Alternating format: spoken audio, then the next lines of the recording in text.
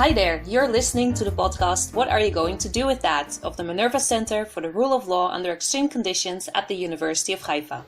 I'm Danni, a PhD candidate, and in each episode I chat with a young researcher to learn more about their academic journey. For more information on former and future guests, check out the What to Do With That accounts on Facebook, Twitter and Instagram. Don't be shy to like, comment and share. Let's get started with this episode and introduce you to Tahira Anwar. Tahira completed scientific high school in Rome, after which she continued with a Master of Science at the Sapienza University of Rome, with a major in biological science and a minor in physiopathology. She has just recently, in December 2019, completed her PhD in biochemistry on the role of Beclin-1 localization in autophagy biogenesis at the University of Helsinki in Finland.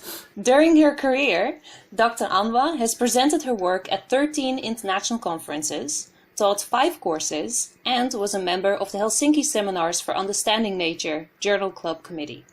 She has also been on an international research visit to the University of Tartu in Estonia and has worked at the University of Helsinki with imaging equipment.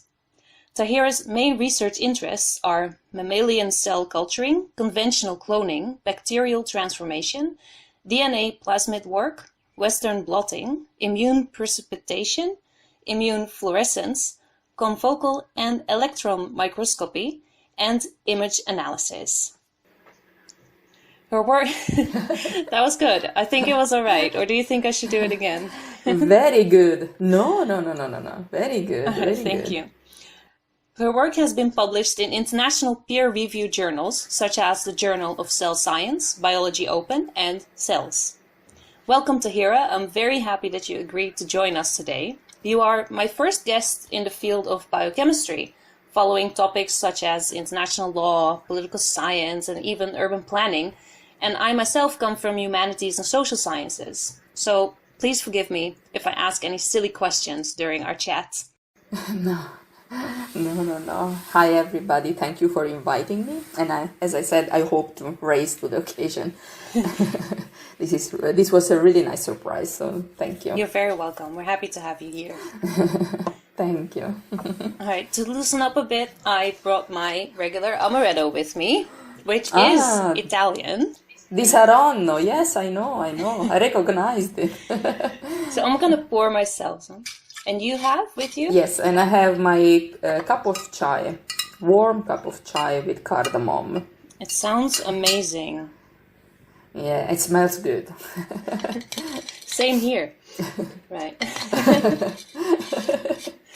All right, cheers. Cheers. Chin chin. I have a few short questions to start with. And the first one is... I'm ready. Great. The first one is, what is a typical Finnish breakfast? And how is it different from what you had for breakfast in Italy? Oh, yeah. So it's very different. So Finnish people usually have salty breakfast. So they use a lot of rye bread. So rye bread with the cheese, butter, maybe salmon, and salad and stuff like that. So some sort of sandwich. Me as an Italian, I would have the total opposite, which is a sweet breakfast. So for me, breakfast is usually cookies, Nutella, jam, and tea, and so on. So it's a very big difference. And Finnish will mostly drink coffee. So they are heavy drinker of coffee. So coffee and salty stuff, bready stuff, and then on the other side meats like jam, Nutella, chocolate, and chai, and anything sweet. I cannot stand the salty things early morning. So I'm more like you then. I also like the sweet stuff. Oh, really? Mm-hmm. Very good. But I wouldn't be able to do it without the coffee, though. Oh, really? Okay, yeah. No, I don't drink coffee so much. I drink cappuccino that I can have, but I really like chai. So that comes, I guess, from my origins. So chai is a must for me. Wonderful. Yeah. You're not. I mean, that's a really good thing to have. If you could have an endless supply of one kind of food or drink, I suppose, what would it be? God, this is so difficult. I mean, I like food, so or maybe a few pizza things. Pizza. Ok, pizza and gelato. Okay. That's easier. Pizza. Yeah, I love gelato. Like, I mean, I really like it in a way that, my mom and dad, when I was a child, they were used to tell me, like, you should marry someone that makes gelato because I would eat. That's another thing, like breakfast, between lunch or whatever, like any time I could eat. But like, if I need to choose, then I think gelato and pizza. Yeah. Sounds like a good decision. Yeah. I think we have a lot in common. Oh, that's nice. If you were stranded on a remote island, what 3 items would you want with you? Oh my God. Let me think. God. Would you be able to be on an island without your phone? Oh yeah, sure. Yeah, that's fine. That's fine. Like, I mean, I sometimes I do time off without those. Okay. I don't know, something that I could enjoy, like a book. Is that a boring thing? Like a bunch of books? Something that I could do some crafting, like, food. Like, is that another thing? Pizza like, and gelato. Music. Maybe music. Yeah. Music, I would love music. I don't know, like these boring answers, but like, okay, music, some books, and no, apart from the food thing, something that I could craft, like I could do, like, I don't know, paint or do something or something. I don't know, like, yeah, it's a bit tricky. That actually leads to my next question, which is, oh, great. What hobby do you wish you had more time for, or would you like to pick up? Well, I recently started trying knitting because that's also something that comes from Finland. Like, there a lot of people do knitting. Okay. So I started, but then I gave up a bit. So that's something that I would like, because also my mom does a lot of knitting. So that's something that I would like to do more. Painting, that was kind of when I was a child, something I liked doing back then. But, then I moved to Finland, and then, I came back here, so I don't have even the equipment. Reading, I do reading. That's something that I always do. Listening to music, that I always do. So probably something that is, totally different, like these kind of hobbies, like knitting or sewing or painting, drawing. I like drawing as well. I'm not saying I'm talented, but that's something to really create something. Yeah, something. Because something that I did recently, like for my thesis, for my PhD thesis, was drawing all the figures. So I do enjoy that. Of course, that was on a computer, but I do enjoy that part of the kind of artistic thing. So yeah, I would say something like that. Oh, that's nice that you could incorporate it into your work. Yeah, a bit, yeah. All right. My last short question is, if you were a superhero, what would your name be? Oh. Okay, my nickname is Panda. Okay. I call myself Panda, but I don't think that suits very much as a superhero name. I don't know, Tara, because I have my friend that calls me Tara, like as a kind of nickname. So Tara is cute, very short, straightforward. Right. Could that be an option? It could be, but it doesn't really say anything about your superpower, right? I don't know if like maybe punching panda is something catchy, but No, punching panda. I don't know. I always wanted to be invisible. Like, I would love to be invisible. I would like to have that superpower. Invisible Tara, really? That could be. I'm not sure. All right, close enough. Thanks for sharing. You're welcome. All right, so that was it with the short questions, and now I'm ready for the big part. You've completed a scientific high school in Rome, and then you went straight to a Master of Science. What is a scientific high school? Is that the equivalent of a BA degree? No, bachelor. So my university was 5 years. So I had a bachelor and a master. So it's like 3 + 2. So usually you choose the high school somehow that will bring you to choose kind of the better university subject that you want to study. So I had this 5 years of scientific high school, and then I started my university degree.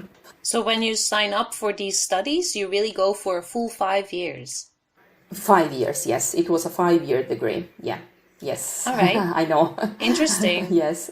Different system. Yeah. Of course, it was so that the first 3 years were similar for everybody because it was biological sciences. And then for the last 2 years, which is kind of what I call master, you have to choose. And I chose physiopathology. And then other people choose like different things. All right. And then I was wondering how the move from Rome to Helsinki came about. Did you apply for multiple universities or scholarships? Or was there something at the University of Helsinki that particularly fits the research you wanted to do? So when I was doing my master, I worked around 2.5 years in a research laboratory for my master thesis. So that's when I got interested somehow in science and in doing research. So then I thought somehow that, okay, the PhD was kind of the natural thing after a master, and I wanted to do the PhD abroad. So I was applying to kind of open positions, but then I was also writing supervisors because I was interested in their work. So that's what I did with my former supervisor. So she was working on autophagy, and I, during my master thesis, also worked on something related to autophagy, hypoxia and autophagy. So then I wrote her saying that, okay, this is me, my CV, blah, blah, blah. And would you have like possibility for me to do a PhD? And then she first told me no, because she didn't have like the means. But then after a few months, she wrote me back and she said, are you still interested? I would have now a possibility. So then I went to Finland for an interview, and then that's how I ended up there. Great. So you took the angle from looking for the researcher you wanted to work with. Yeah. I was doing kind of both because I felt that maybe I was limiting a bit myself by just applying open position. So then I wrote like a few researchers that I was interested that, okay, I would be interested to work with them. All right. And then what was it like to move universities and countries and cultures? Was it what was difficult, or what did you enjoy? Yeah. And was your family supportive? Yeah, I mean, I've been very lucky with my family because I come from a background which is, from Pakistan, and it's a Muslim background where we know that women don't often might have like the possibility to do a lot of things. So from that point of view, I was very lucky because, I had people that right after high school were saying to my mom and dad, okay, she has studied enough, you can marry her. But yeah, I know. I mean, that's like regular It's stuff, a good thing that the listeners can't see the look on my face. So, but from that point of view, my mom and dad were always very supportive. They said that, okay, if she wants to study, she will study. So they were supportive of me going abroad. So they never how do you say, had anything against it. How was the move? Tough, I have to say, because I lived always with my family. And I moved, and I was around 30 years old when I moved there. So I started my PhD kind of later. And culturally, it was like, oh my God, it was really a shock because, Finland and Finnish people are very, very different from us Italian. They are very closed up. They are not very talkative. They are not very chatty. Kind of almost not very welcoming at first. So I found myself in this different country, and I remember the shock in a way. Also at work, they are very close up. It's very common for them not to say hi, even if they cross you on the corridor. So that was tough for me. Like it was a very strong cultural shock. So I won't lie, I felt very alone. Because of course it takes a lot of time to make friends normally, but when you are in a country where people are so closed up, it will take even more. So it wasn't like easy. I remember when I arrived there, of course I still didn't know much about Finnish people, but like I remember I was just sitting in my hotel room and I just started crying. Like I was like, oh my god. So yeah, it wasn't an easy thing because I've always lived with my mom and dad. So and then all of a sudden, That boom. sounds very tough. Yeah, it was. I have to say it was. Like I remember crying with my friends and so on. So, but At what time did you feel it was becoming better, or you were clicking with more people around you? It took years, can I say? You can everything, yeah. Yeah. Because they are really very, very closed up. So it took me years to have some sort of Finnish friends. I managed to have foreigner friends. That was easier. So when I, after a few years, managed to start having kind of a community, it was mostly foreigner people. Struggling in a way, with the isolation, with the fact of not getting well integrated and so on. So it took me years, but at work it has been always very tough because, the supervision system is also very different. You are very, very independent. Like, okay, this is your project, there. You just do it. So I struggled a lot with that. So I would say several years before I felt somehow, I can't say happier, but better, at least outside of work. Work has always been a struggle for me, like because of my project, because of kind of the environment and so on. But when I started having some friends, then it was somehow better. But it did took years. We need a support group. Yes, and definitely. peers that we can hang out with. Totally. Like, even at work, it's like, I remember the first months and almost first years, I was just at work all the time because, I didn't know anybody. And it was like, I would just go there, 8 something and leave, I don't know, 7, 8, go often in weekends. So that was my kind of reaction to, okay, I don't have anyone to know, nothing seems to be happening, so what else can I do? I will just work. So yeah. Drowning yourself in Yes, work, really. Totally. Like that was me. I totally agree with you. It doesn't sound too healthy. No. Well, my PhD wasn't healthy. I struggle a lot. I struggle with imposter syndrome. That was one reason why I always worked a lot. Anxiety, and I would work hours and hours because, of course, my project wouldn't work. I wouldn't get any results. So it was like a vicious circle, until I burned out, until I was like, okay, I'm done, so, but yeah. It wasn't really Do you want to easy. tell me something about what imposter syndrome is? Because I've heard of it. But... It's like when you question everything in a way, like when you don't feel good enough for anything, when you feel that, like when I was invited for this podcast, I was like, I'm sure that they have seen something wrong, they have misunderstood, when you question everything. And when I was in Finland, it was like, oh God, am I good enough to be even in this lab? Did the supervisor, my boss, saw something that wasn't there? Like, am I gonna be good enough like my colleagues? Like, always questioning, a constant question of yourself.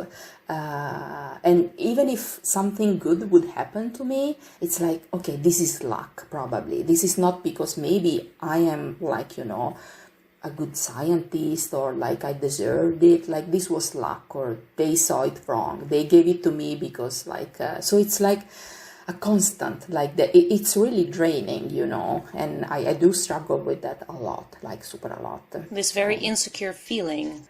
Yes, and I am an insecure person, I don't have much self-confidence, so I struggle a lot with I don't know, when I have meetings or though even I'm always very prepared and everything goes fine, it's like I didn't have any major disaster. Or when I go to conferences, it's like, what I'm doing here, why I'm here. But for me, it's another level, when people give me a gift, oh my God, I don't deserve this, you shouldn't, it's, yeah. It's a shame you feel that way, because we were obviously interested very much in your story, because we've seen also through your social media accounts what you've been working on, and that you're really out there, and that's why we wanted to talk to you. Thank you. And also during your PhD years, you have taught, you have published articles, you visited a university abroad. So looking back on it now, what do you think provided you with the most valuable skills that you will use in the future? And what would you recommend others to focus on? Let me see. I mean, going to conferences has, in a way, helped me in being less shy, opening up myself, because I also struggle a lot with that, I won't ask for help because I would feel like, again, I'm bothering somebody and so on. So presenting my data, getting some kind of feedback, presenting my posters would somehow allow me to open up myself, which was then important to finish up my project, because my project really for the first 7-8 years didn't fly. So it allowed me to be less shy and to literally knock on every door to ask for help, like either a reagent, either just an advice or something like that. I mean, teaching and teaching has helped me, but I guess it has helped me in approaching, of course, people, and how to kind of address better, and how to teach students and juniors. I've always enjoyed teaching. I've also done a lot of one-to-one supervision. Maybe it's easier to ask it the other way around. You said that in Finland and Helsinki University, maybe because of cultural or an institutional difference, you were very independent. And yes, you were kind of thrown into the deep to figure it out. Are there any skills now that you would have liked the university to have taught you, or given you a kind of experience that would have made it easier for you? One argument that is very dear to me, that I've suffered during my PhD, is definitely mental health. So I would have loved my university to do more about it, to help us students in recognize things, and in being able, and teach us how to better deal with I don't know, stress, work-related stress or workload and so on. Because I think that many students don't realize that. I myself didn't realize it. I was working so much, and then I literally burned out. So we shouldn't get to that point. We shouldn't get to the point of burning out. We should be helped before. So from that point of view, I think that the university should definitely do much more. And of course, the whole kind of work environment, work community, improving that. I really believe that the University of Helsinki has a lot to improve and should do way more towards those kind of things: mental health, working community, and so on. So would it be helpful to then just raise awareness, or do you think it would also be helpful to have peers coming together in groups, maybe once a week or once a month to meet? I agree. It's a mixture of things, raise awareness and talk about these things, even in an informal setting. So I've been trying, since I came back, I've been trying to kind of figure out how the university a bit better does things, why there is no initiatives and so on. So I've been writing them a lot. Why you don't have this? Why we don't talk about, abusive supervision? Why we don't talk about, work-life balance? Why we don't talk about overworking and all these kind of things? I mean, these are tiny things. And I often don't receive answers, and if I receive answer, it's oh no, but we do, and we have a 1-year event. And I try to explain, 1-year event is not enough, actually. We should have something more regular at the department level, at the faculty level, so that the university organizes one event. I believe it's not enough. Something ongoing, right? Yes, exactly. So things organized by student, but also by supervisor, because this is not only an issue of students, of course. I mean, supervisor, PIs, they also suffer with workload and burnout and stress. I mean, I myself had many PIs talking to me like, oh, I can't stand this anymore, and this is so much work. Somebody was even crying with me. So we should never get to that point. We should be able to handle like our work in a more healthy way. So there are million things we could do all together as student and as PI supervisor, and how do you call administrative like people, like like all together, like events, surveys, and keeping an eye on things. So but nope. I think this is a very important topic about mental health of young researchers, but also on other levels within the university. And I've talked to other guests who've also said that it's also a bit of an institutional problem, right? Like if the university doesn't provide supervisors with a platform or with regulations, then it trickles down from there. Yeah, I agree, totally. Talking about problems in institutions, I also wanted to ask you what it was like to be a woman of Pakistani origin in academia in Italy and in Finland. Did you experience that you were treated in a different way? Well, okay, regarding Italy, I wasn't so much into kind of the academic work when I was studying, in the sense that I would go to the university, listen to my lesson, and then come back. So I didn't have much occasion to interact with peers or so on. So apart from kind of maybe microaggressions, like primarily probably sexist, some racist, but like microaggression were the kind of main things. When I worked in a lab in Italy, no, I think that in Italy there is a lot of this thing that, okay, if you are a senior and if you're a student, you don't value. So you can be woman, male, or whatever. So it's like you don't really count much.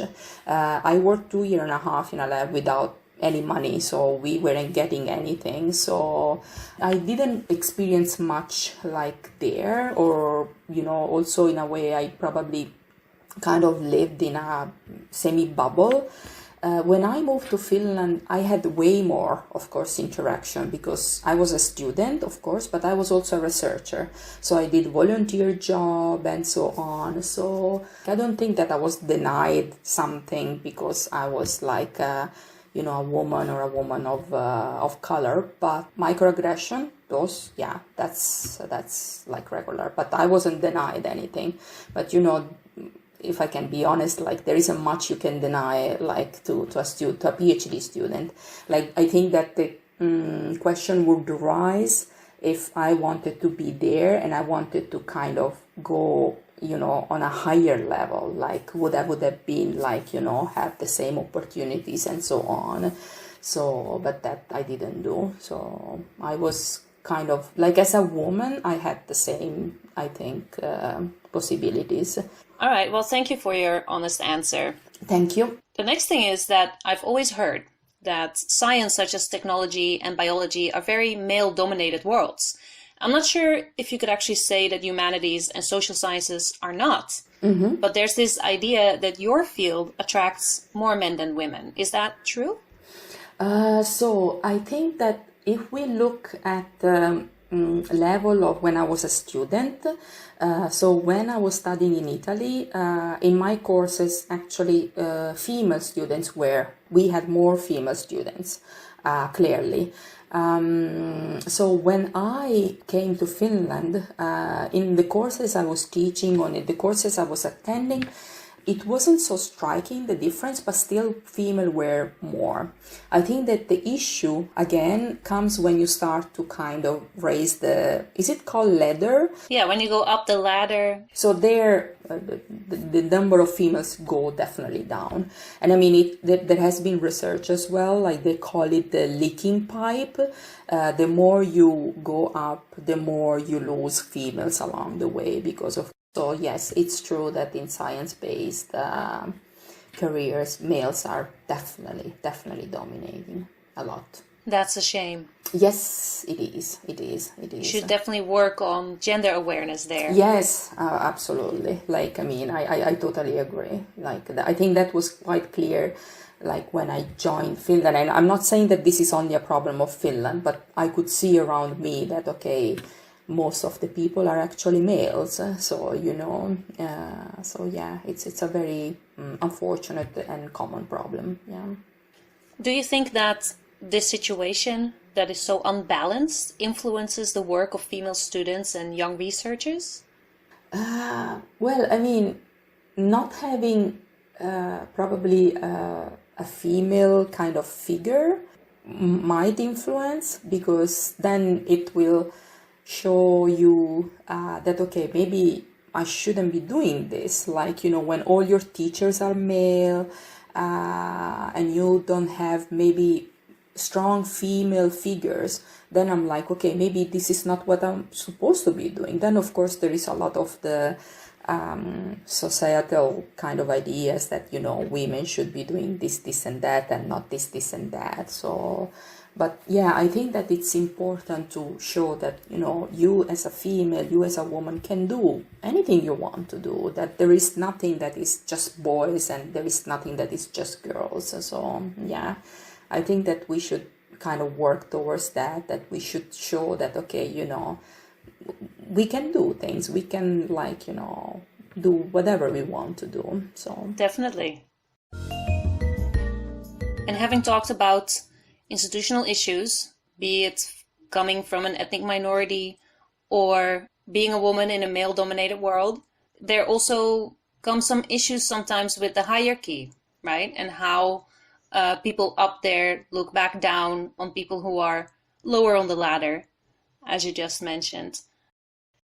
Yeah, I had some sort of experience about what is like abuse of power, or at least I think is abuse of power, though of course the people that did what they did didn't thought that. But when I was at the University of Helsinki last year, actually this happened, I was promised a job by a PI in my research program, and then he started somehow dating me. Of course, it wasn't like anything, you know, official, or it wasn't like, you know, a real kind of a relationship, but, you know, we were seeing each other, we were often seen together in campus, and we were living together from campus, so many people knew that there was something. But so it wasn't official, but it was visible. Yeah, it was. Many people, at least several people, knew that, okay, there must be something, you know, because we were seen together every day having coffees, or like I would visit like office, and we would leave sometimes from work together and so on. So we started kind of seeing each other for just a few months until then things unfolded, but he actually, I believe, was just using me, because he was actually in a relationship with another woman who was actually working in the same campus where I work, so knowing the same people. Wow. But yeah, tell me about it, but living abroad. So when the kind of girlfriend was somehow back, or he was there where she lives, then, oh, look, I don't need you anymore, I got my feelings back, and so on. So of course it's important for me to say that he always told me he was single. Like, he never told me, obviously, because otherwise I wouldn't not, like, you know, get involved. He always told me he was single, but actually he wasn't. So then it was, you know, sorry, I'm like, this is very tough for me. So then he kind of, I believe, hoped that I would keep quiet because of the job offer. But I was, you know, very upset, of course, because I felt used for a very long time. I mean, like, he says that, I don't know what you were thinking, and also in the HR meeting, but actually I have more than 100 pages of messages within like 3 to 4 months. So we were talking a lot. We were like, you know, really messaging a lot. And then it happened so that, so I cut with him, of course. I don't want to deal with someone that, you know, has no respect for other people like this way. And so after, I think 2-3 weeks, then he sent me an email in the middle of the night, threatening me of legal actions and of dragging me to the faculty because somebody said something to the girlfriend he was cheating on, somebody that I never spoke to. So this person said that I was spreading rumors. So then he had to do something for her, and he thought that the wisest thing was to send me a threatening email without having proofs. So then this was, sorry, yeah, you were going to say something. That's all right. I don't really want to cut you off. I just wanted to emphasize that one of the main issues in this whole story that was very difficult and emotional for you, of course, is that this person abused his power, right? In the system that he was in the role that he has, the position he has, which is your superior, right? As a PhD student. Yeah, I agree with that, though people probably don't think that. I don't know if it's like because, they don't want anything kind of to be seen, because I believe that this was wrong. I mean, what were you going to obtain by using a student like just for a few months until your girlfriend was back? I mean, of course you're gonna damage her work, you're gonna damage her health. I mean, he knew that this would have happened. So many people don't think that this is abuse of power.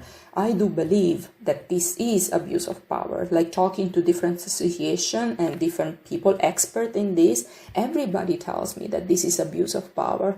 And just because it wasn't consensual, that, he didn't force me, it doesn't mean that it's not abuse of power. And of course, when you threaten me, you are a PI threatening a student of legal actions, that you will drag me, you will open a legal case, you will make a complaint to the faculty. The girlfriend was supposed to make a complaint to the faculty because one person that I had never talked to, that of course is friend with my friend, but I had never talked to, say something in the middle of the night in a party. Like, I couldn't go to campus for months. Like, I had to write my PhD thesis stuck at home. It's definitely abuse of power. And not only threatening with legal actions that then eventually had you being scared of coming back onto campus, but it started with him offering a job. Yes. And you don't have the job right now, do you? Yes. Yeah, I don't. Because he was in the position to make that offer. Yes. You were wrapping up your PhD in search for a job. Yes, I totally believe that he fully took advantage of my situation, because I was in the last year, because he offered me the job around November 2018. 2019 was my last year. I was finishing, my contract was ending in August. So he took advantage of that. He took advantage of the fact that I still haven't published my first author article that I needed to defend. He took advantage of the huge amount of work, the stress I was going through. So I don't know if it was like, if he thought it that way, but I really believe that I want to believe that it's impossible for you not to know that you would have damaged a person with your actions. So he offered me the job. It was just a year contract. And then, everything unfolded. Like, he started approaching me, messaging me, and then, so. But I don't know, many people, my university doesn't think that it was wrong, because I also had an HR meeting. I demanded an HR meeting, actually, because they didn't like... so the head of my research program even didn't hear my version of the facts, because this PI went to the head of my former research program, and he was like, he just heard him, and then he didn't bother to listen to me. And then he contacted HR, and they were like suggesting a therapy session with the PI, because of course they didn't, like, the PI hasn't said the truth. He probably just said something like that we were dating or something, and the head of the research program even didn't click. So after that part ended, I demanded an HR meeting. I said, no, I want an HR meeting because I cannot go to campus. And HR was like, oh, is it okay if we don't have the HR meeting because the PI says that for him the case is closed? And I was like, no, it's not okay. It's not. That's very one-sided. Oh my God, like seriously, what about me? So you don't really feel like anyone was backing you up or believed your side of the story during this whole thing? Only my supervisor. Only. She was the only one who stood by me, who was there at the meeting with me, at the HR meeting, and who said to him that you did wrong, that you damaged her health, that you damaged her work, that she couldn't go to campus. She was the only one. And even the woman that came with him, which is kind of his supervisor, in the right moment when my supervisor was pointing fingers at him, she said, no, it's a misunderstanding. He didn't mean to. And I'm like, really? So that's what came out from the HR meeting. It was a misunderstanding. So I still fail to see how somebody starting dating, even if it's for a short time, a student after a job promise, while you're already in a relationship, is a misunderstanding. That I still cannot understand. But yeah, I have to say that many people in private said that, oh, this is wrong, because of course you are a student and so on. But then no, they didn't step up. No, they don't. Especially, I mean, I don't know about other countries, but in Finland that's not gonna happen. And I mean, I always say that I did also wrong. Like, you know, I did send an angry email to him that I myself mentioned in the HR meeting, because I said, okay, yes, I did this wrong. Like, I sent this email, but nothing happened after that email. No one said ever a single thing to him. That's the thing here, because somebody said something to the girlfriend he was cheating on that I had to go through all that. So it's totally wrong. But yeah, no, they don't. No, they just keep quiet. And once I went through this, I realized that this is actually very common, that tendentially people will keep quiet. They don't want to, I don't know, is it because it gives like a bad image or something like that? But I mean, you know, me speaking up cannot be any, because I was accused of, you know, ruining his reputation, damaging his work. It's the typical victim blaming again. Oh no, yeah, I had a lot of slut shaming, a lot of gaslighting, a lot of victim blaming. Don't worry, I had it all. So yeah. Well, I'm so sorry to hear that you had to go through that. Yeah. And it must have been very difficult for you to open up about this. Yeah. And I think you're very brave. Thank for you. Sharing your story with us. Thank and I also want to thank you so much for it. I think it's very important to talk about these issues, right? Thank you. That exists also in academia, in order for them to be addressed and for the situation to be improved. I would like to continue on a little bit of more positive note. Because despite the hardship that you faced, you did manage to pull through and finish your PhD. And you're now a doctor. The first doctor in my family, if I may say. Oh, that's wonderful. Well done. And I want to congratulate you to that again. So thank you. Cheers. Cheers. Yeah. So then my question is, I know that you finished back in December. Yes. And you're back in Rome at the moment. And of course we had the whole situation with Corona for quite a few months, stopping a lot of opportunities. But what is your next project? And then the last question obviously is, what are you going to do with that? Well, I've been looking for jobs because my kind of project would be to relocate to UK, where my brother lives and where my nephew and niece live. Nice. I would like to be closer to them because, you know, when I was in Finland, I was in a way, of course it's always Europe, but it's like almost 5 hours flight, like 4 hours flight. And I would very rarely come back home or go to London. So I felt the need of being close to my family again. So I'm trying to relocate there. I'm primarily looking towards the industry, companies, positions like lab manager, lab coordinator that allow me still to be in a lab, because that's something that I really enjoyed. Like during my PhD, I also kind of became a lab manager because I enjoyed that part. But also because my supervisor got a professorship in another city. So our lab stayed in Helsinki and she was with another lab in another city. So then I was taking care, you know, of the consumables, ordering, and we relocated lab 2 times. So I took charge of many things. So that's a part that I really, really enjoy. So I'm trying to kind of look into jobs that would allow me to do that, then that's something that I'm trying to do at the moment. Okay, fingers crossed that you'll soon find something. Yeah, let's hope so. Now we only have a few short questions. Okay. My first question is, what was the most significant conference that you've been to? Okay, let's start with the fact that I do not enjoy conferences, if I can say that. Sure. Yeah, I don't know. It always kind of makes me feel, I'm an introvert, so I have like a bit of issues. I'm very shy and so on.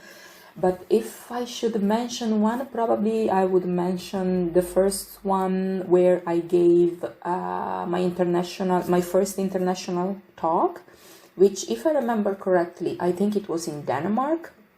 And I always remember it because I always say that, right before my talk, I was just crying, literally. I was sitting on my bench and I was crying. I swear. No. Yes, I know.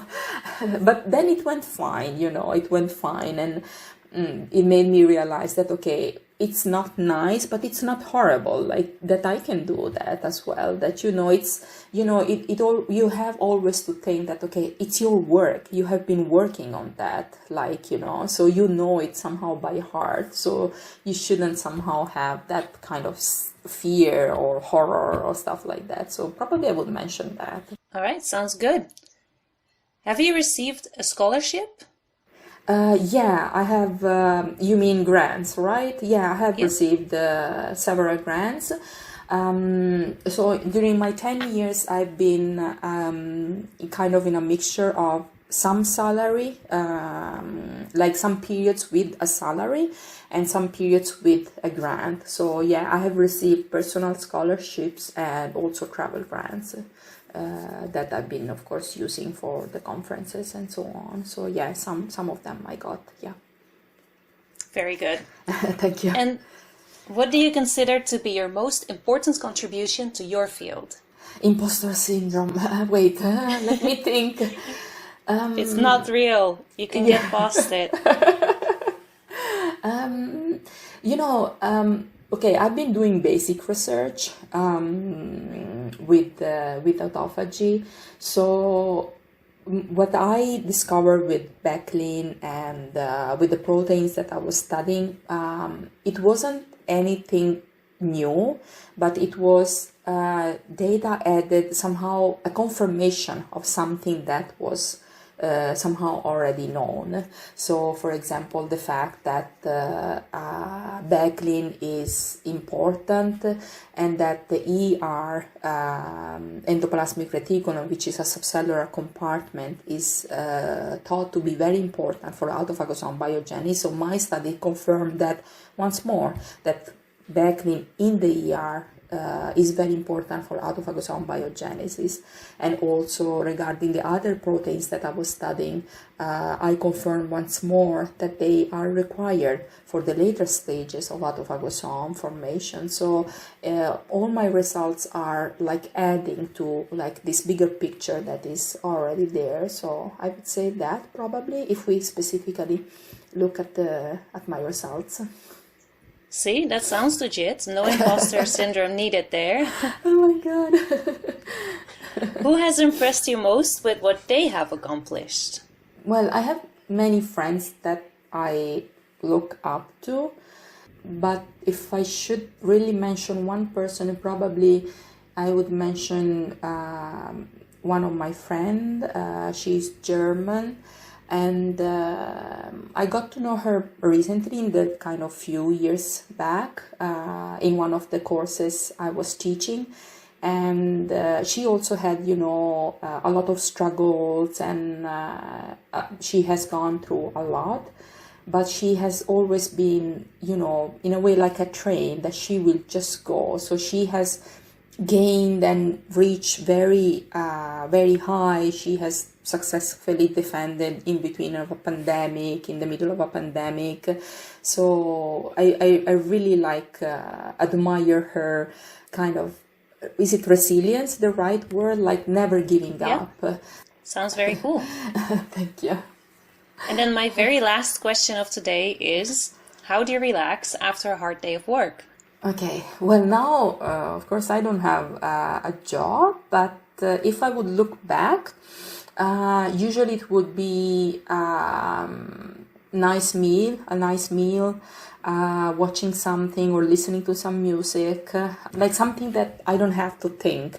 Like even when I watch something, it has to be something, allow me to say, so stupid that I don't have to think what I'm watching. Like, you know, I'm not saying that I don't watch anything serious, but like when I'm really tired, I like to just, practically do nothing. So I like to to just turn it all off. Yes, that's very important for me because, you know, I take a lot, I was used to take my work a lot home.